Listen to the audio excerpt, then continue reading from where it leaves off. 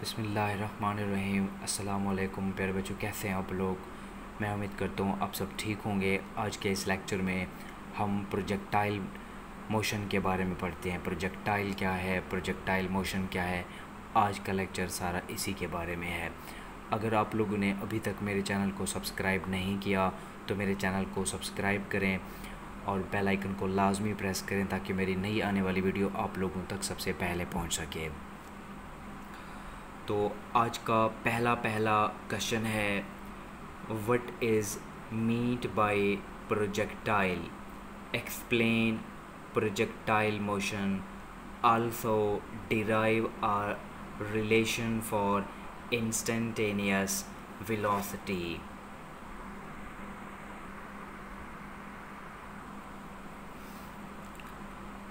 पहले आप लोगों ने हेडिंग डालनी है प्रोजेक्टाइल की। A projectile is any object that is thrown into air moving under the influence of gravity alone and neglecting air resistance। Projectile वो जिस्म होता है जिसे हवा में फेंका जाए और वो सिर्फ कशिश शक्ल के ज़ेरे असर हरकत करे जबकि हवा की मुज़ाहमत को नज़रअंदाज किया जाए। Now we define projectile motion.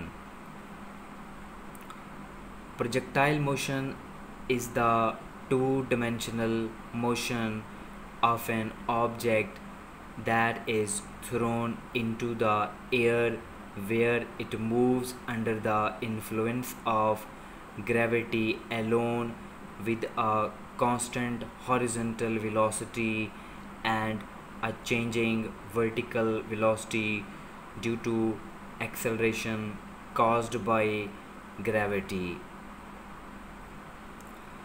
Projectile motion किसी जिस्म की दो सिमती हरकत होती है जब उसे फ़िज़ा में फेंका जाए और वो सिर्फ़ कशिश शक्ल के ज़ेरे असर हरकत करे जिसमें हॉरिजॉन्टल वेलोसिटी कांस्टेंट हो और वर्टिकल वेलोसिटी चेंज हो। वर्टिकल वेलोसिटी कशिश शक्ल की वजह से मुसलसल तब्दील होती है।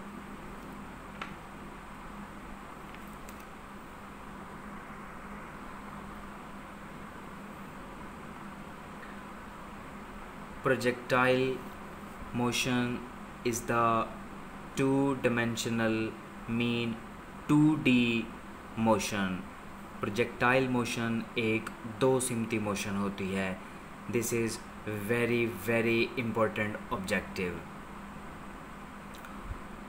एग्जाम्पल्स। अब हम प्रोजेक्टाइल मोशन की कुछ एग्जाम्पल्स लेते हैं कि प्रोजेक्टाइल मोशन होती क्या है। एग्जाम्पल्स से डिस्कस करते हैं। Example number 1, a football kicked into air. हवा में उछाली गई एक football. A basketball thrown toward the hoop. Basket की तरफ फेंकी गई basketball. Example number 3, a stone thrown from a cliff।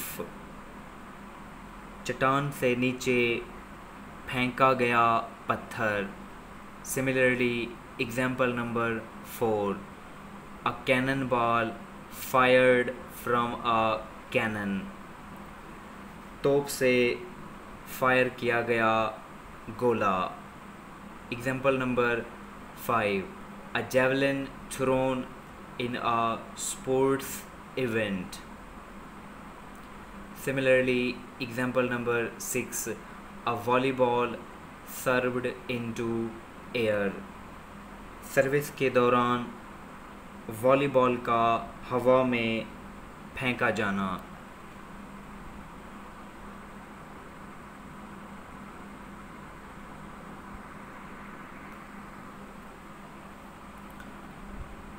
Trajectory, the path followed by a projectile is called trajectory, यानी वो रास्ता जिस पर एक प्रोजेक्टाइल चलता है या वो रास्ता जिसे प्रोजेक्टाइल फॉलो करता है उसको ट्रेजेक्ट्री कहा जाता है। The path of projectile is parabola. This is also very very important objective. Next आप लोगों ने हेडिंग डालनी है एक्सप्लेनेशन की। Consider we have a ball. Let us discuss the motion of ball when it is projected through some height. When ball is thrown horizontally from a certain height, it is observed that the ball travels forward as well as falls downwards unless it hits the ground. Suppose the ball leaves the hand of thrower at point A as shown in figure.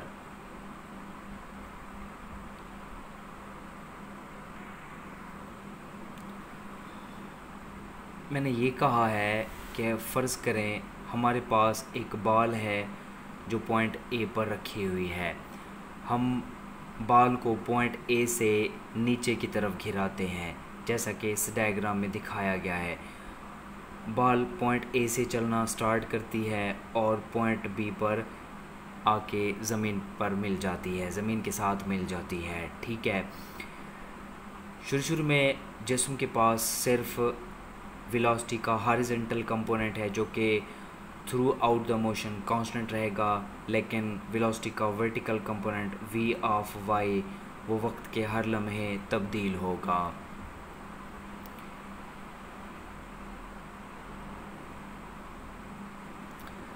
The velocity of body at any instant is completely horizontal and it is denoted by v of x.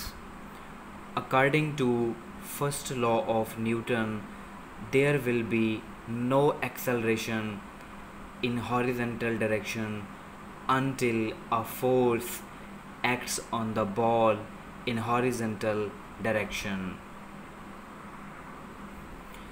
यानी मैंने ये कहा है कि Newton के पहले कानून के मुताबिक जिस्म में हॉरिजॉन्टल डायरेक्शन में कोई एक्सेलरेशन नहीं होगा जब तक जिस्म पर कोई हॉरिजॉन्टल डायरेक्शन में उफ़क़ी सिमत में कोई फोर्स अमल ना करे। Air friction is completely neglected in projectile motion. Projectile motion में हवा की फ्रिक्शन को, हवा की रेजिस्टेंस को मुकम्मल तौर पर नज़रअंदाज किया जाता है। The only force acting on the body is the force of gravity. जिस्म पर सिर्फ़ और सिर्फ एक ही फोर्स अमल करेगी और वो होगी force of gravity, Kashish सक्कल। As there is no horizontal force acting on the ball, so the horizontal component of velocity remains constant. जैसा कि जिस्म पर उफ़क़ी सिमत में कोई भी फोर्स नहीं लग रही, इस वजह से जिस्म की हॉरिजॉन्टल वेलोसिटी हमेशा कांस्टेंट होगी। अब इसको डायग्राम से देखते हैं। ये देखें, जिस्म ऐसे नीचे की तरफ आ रहा है, जैसे हमने बॉल को ए पॉइंट से फेंका और बॉल सी पॉइंट पे पहुंची। इस सफ़र के दौरान हमें ऐसा लगा कि बॉल आगे की तरफ भी मूव कर रही है और नीचे की तरफ भी हरकत कर रही है। चूँकि जिस्म बॉल ऐसे नीचे की तरफ हरकत कर रही है, उफ़क़ी सिमत में कोई फोर्स नहीं लग रही, इस वजह से v ऑफ x कांस्टेंट होगा और v ऑफ y वेरिएबल होगा। Hence, horizontal distance covered by a body is written as x and is defined as s is equal to vt and x is equal to v x multiply t. Mean जहाँ पे f लिखा हुआ है उसकी जगह पे x लिखना है, जहाँ पे v लिखा हुआ है उसकी जगह पे v ऑफ x लिखना है।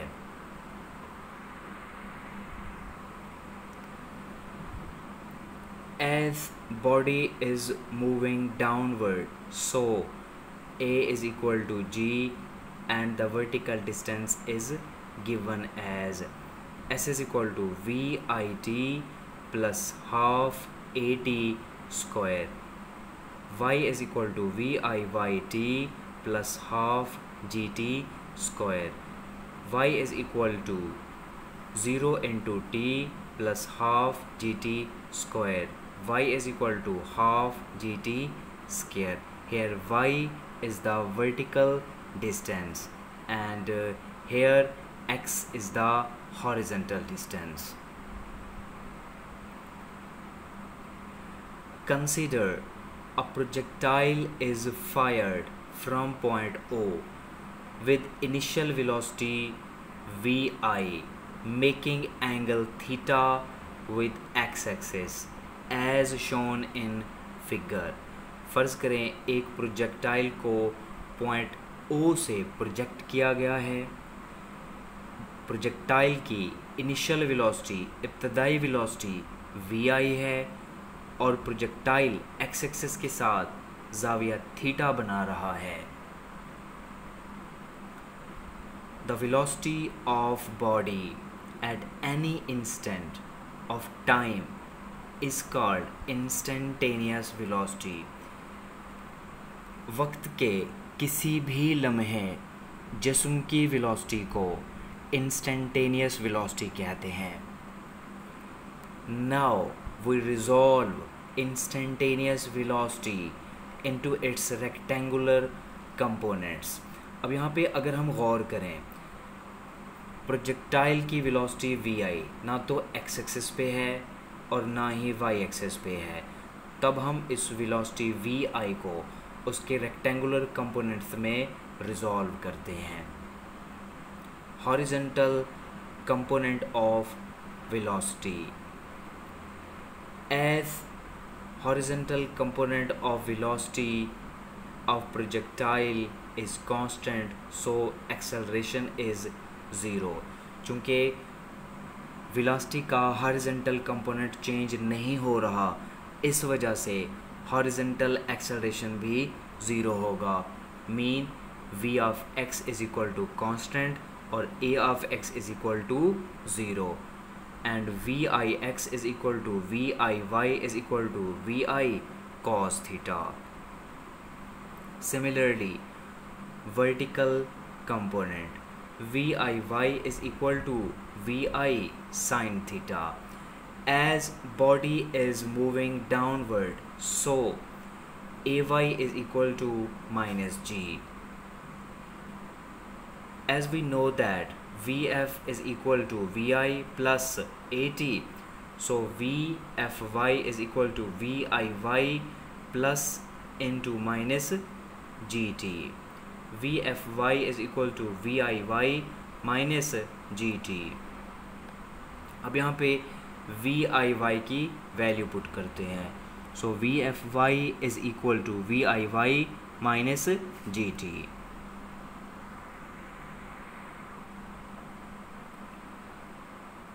viy is equal to vi sin theta is the initial vertical component of velocity and vfy is equal to vi sin theta minus gt is the final vertical component of velocity. Now we find the magnitude of instantaneous velocity. So the magnitude of instantaneous velocity is given as v is equal to vfx whole square plus vfy whole square whole square root. Direction. The direction of instantaneous velocity is given as tan theta is equal to vfy over VFX. Theta is equal to tan inverse VFY over VFX. पहला question हो गया है complete. यानी अगर आप लोगों से कहा जाता है एग्ज़ाम में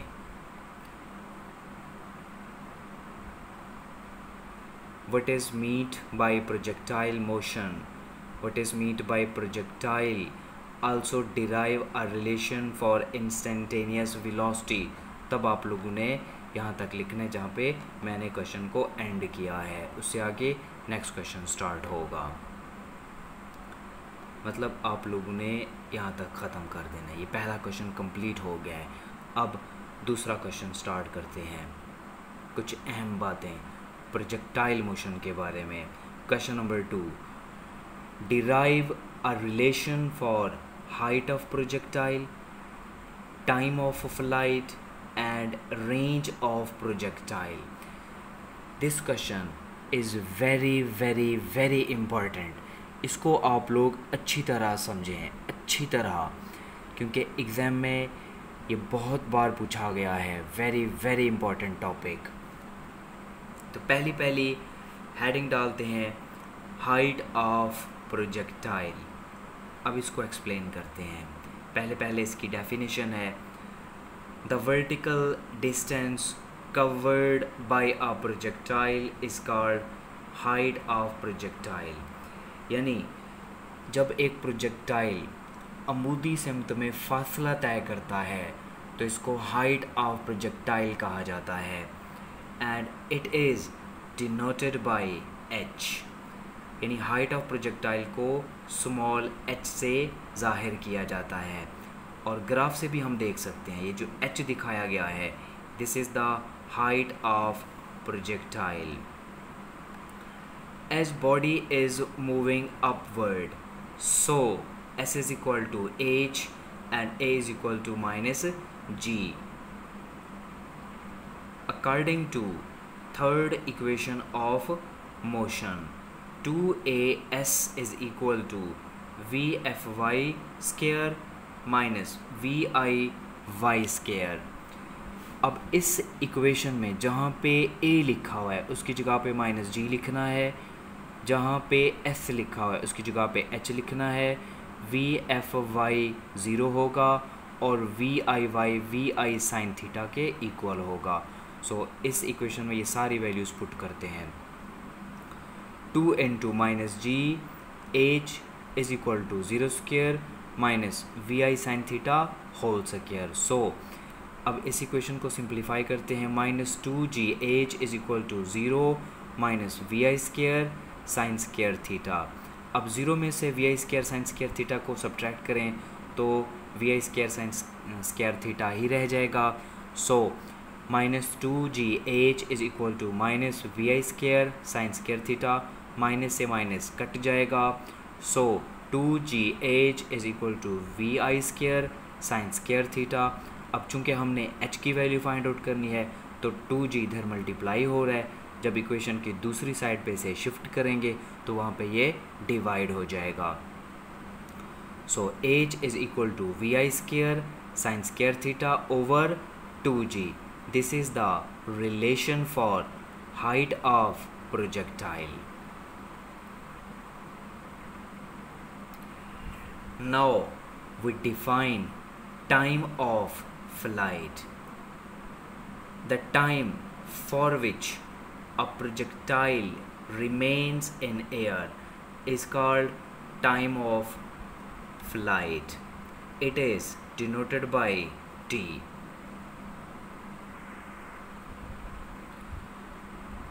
वो वक्त जिसके लिए एक प्रोजेक्टाइल हवा में रहता है उसे टाइम ऑफ फ्लाइट कहा जाता है और इसे स्मॉल t से ज़ाहिर किया जाता है। As body goes up and comes back to the same level, so it covers no distance. Therefore, S is equal to H is equal to 0 and A is equal to minus G.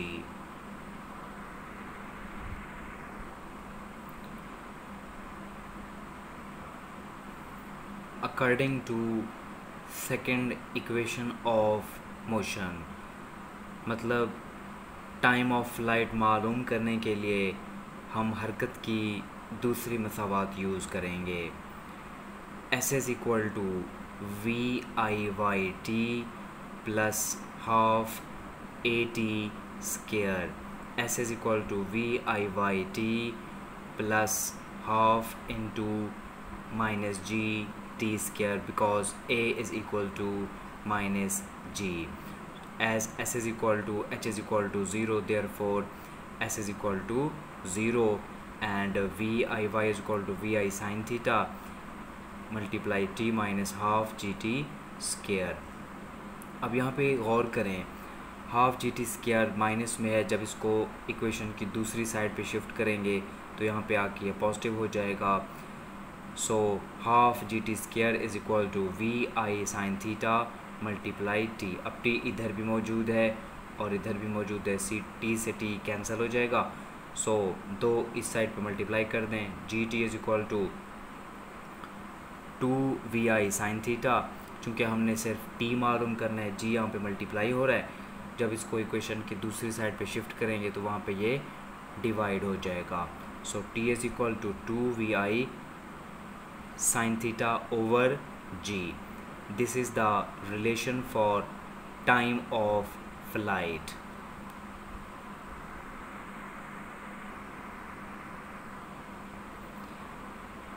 Now we define range of projectile. The horizontal distance covered by a projectile is called range of projectile, यानी एक projectile से उफ़क़ी सिमत में तय करदा फासला range of projectile कहलाता है और इसको हम आर से ज़ाहिर करते हैं, जैसा कि इस डायग्राम में दिखाया गया है। H is the vertical distance from point O to this point. This is the horizontal distance and it is denoted by R and it is called range of projectile.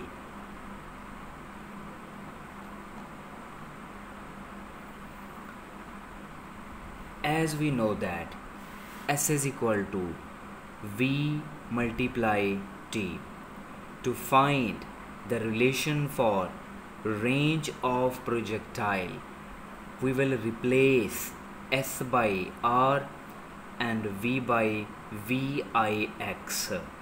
So this equation can be written as R is equal to Vix multiply T. This is equation number 1. Here Vix is the initial horizontal component of velocity and T is the time of flight.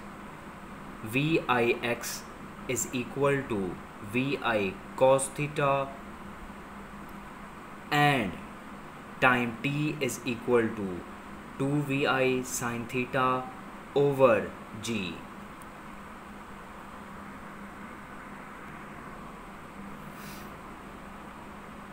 Putting these values in equation number 1, R is equal to Vi cos theta multiply 2Vi sin theta over g. Vi को Vi से multiply करें तो Vi square हो जाएगा। So R is equal to Vi square into 2 sin theta cos theta over g.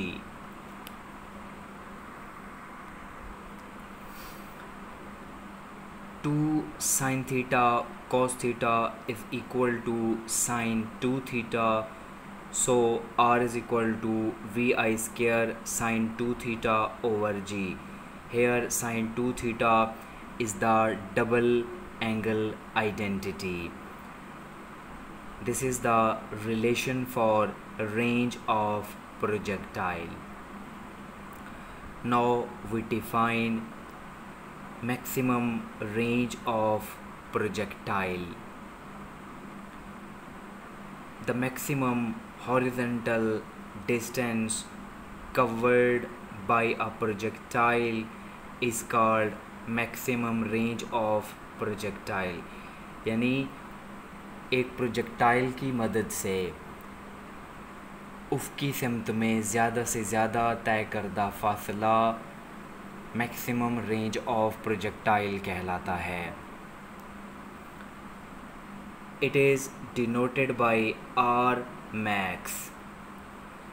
The range of projectile will be maximum when value of sin 2 theta is maximum and the maximum value of sin 2 theta is 1. यानी मैंने ये कहा है कि range of projectile maximum होगी जब sin 2 theta की value maximum होगी और sin 2 थीटा की मैक्सिमम वैल्यू 1 है.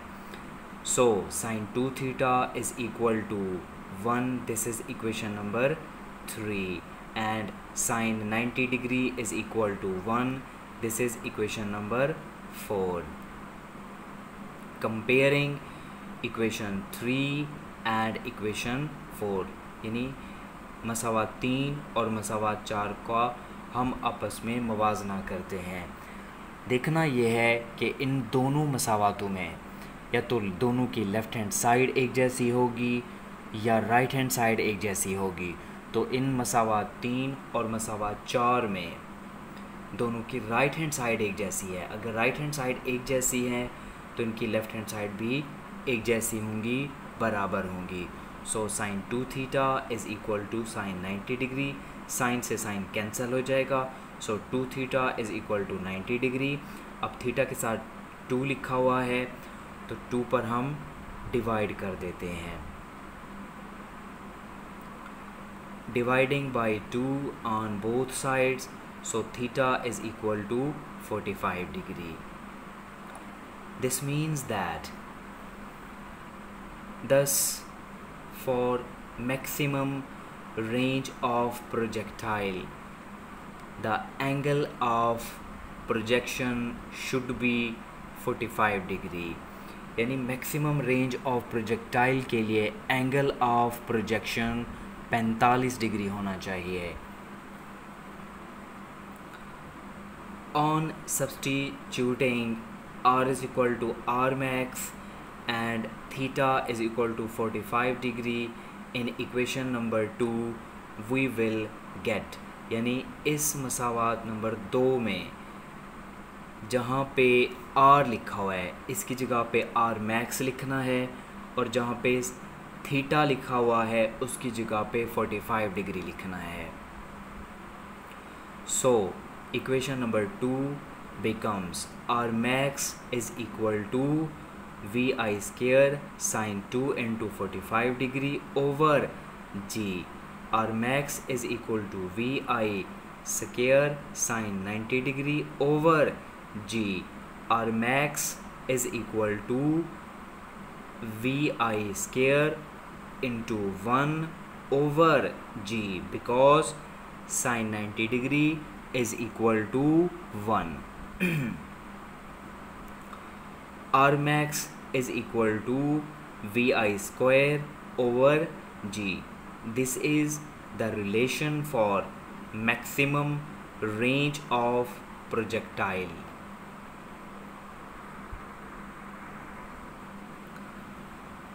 क्या ऐसा भी मुमकिन है कि एंगल ऑफ प्रोजेक्शन डिफरेंट हों लेकिन रेंज ऑफ प्रोजेक्टाइल सेम हो, इक्वल हो? तो हाँ, ये मुमकिन है. आइए अब हम इसके बारे में पढ़ते हैं. तो नेक्स्ट आप लोग ने हेडिंग डालनी है complementary angles.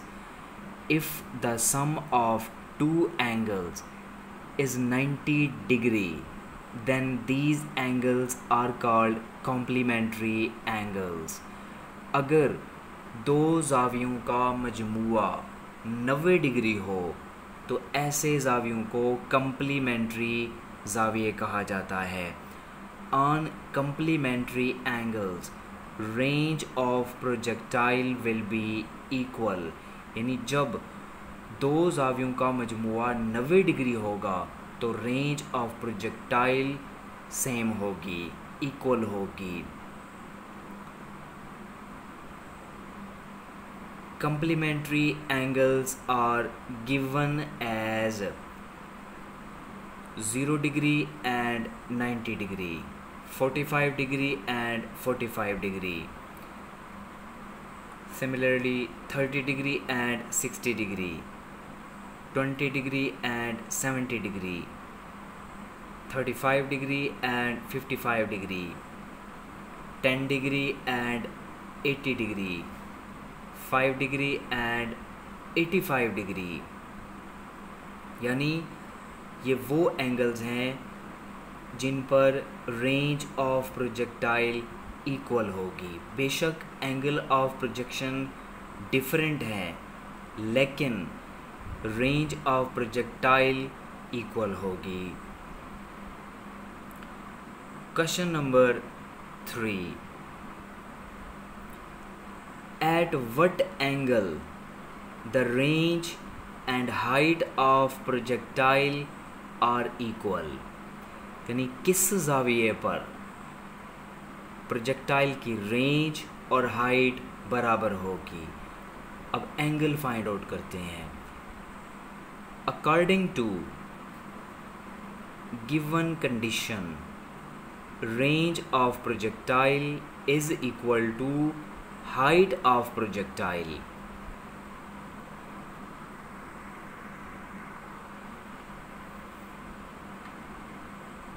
Range of projectile is equal to r and height of projectile is equal to h. The value of r is equal to vi square sin 2 theta over g and value of h is equal to vi square sin square theta over 2g। vi square से vi square cancel, g से g cancel.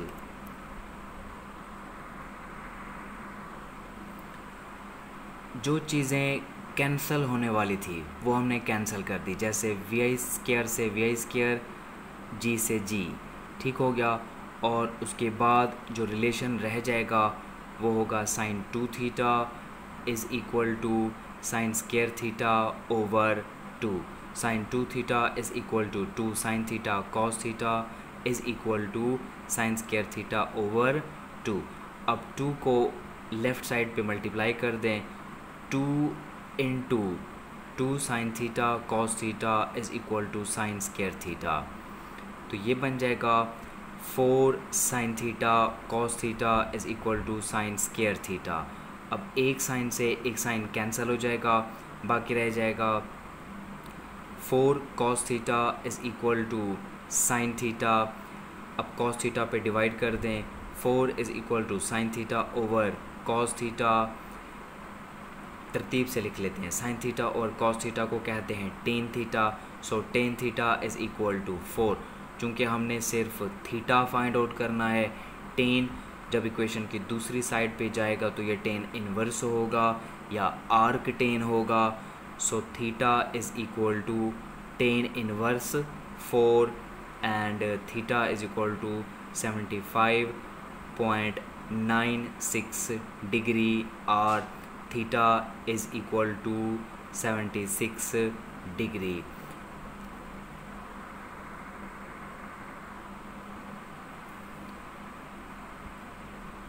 Hence, at an angle of 76 degree, the range of projectile will be equal to the height of projectile। यानी जब angle of projection 76 degree हो तो projectile की range और projectile की height दोनों बराबर होंगी। बच्चों, आज की वीडियो में इतना ही। मिलते हैं अगली वीडियो में। अपना बहुत सारा ख्याल रखिएगा। अल्लाह हाफिज़।